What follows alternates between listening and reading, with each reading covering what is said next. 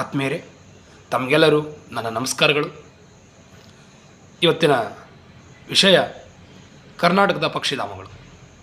ಕರ್ನಾಟಕದಲ್ಲಿ ಪಕ್ಷಿ ತಜ್ಞ, ಪಕ್ಷಿ ಪ್ರೇಮಿ ಎನಿಸಿಕೊಂಡಿರುವಂಥ ಸಲೀಂ ಅಲಿಯವರ ಬಗ್ಗೆ ತಮಗೆಲ್ಲ ಗೊತ್ತಿರುವ ವಿಷಯ. ಹಾಗಾಗಿ ಕರ್ನಾಟಕದಲ್ಲಿ ಯಾವ್ಯಾವ ಪಕ್ಷಿಧಾಮಗಳು ಯಾವ್ಯಾವ ಜಿಲ್ಲೆಗಳಲ್ಲಿ ಕಂಡುಬರುತ್ತದೆ ಎಂಬುದನ್ನು ತಿಳ್ಕೊಳ್ಳೋಣ. ಮೊದಲಿಗೆ ಅತ್ತಿವೇರಿ ಪಕ್ಷಿಧಾಮ, ಇದು ಉತ್ತರ ಕನ್ನಡ ಜಿಲ್ಲೆಯಲ್ಲಿ ಕಂಡುಬರುತ್ತದೆ. ಗುಡ್ವಿ ಪಕ್ಷಿಧಾಮ ಶಿವಮೊಗ್ಗ ಜಿಲ್ಲೆಯಲ್ಲಿ ಕಂಡುಬರುತ್ತೆ.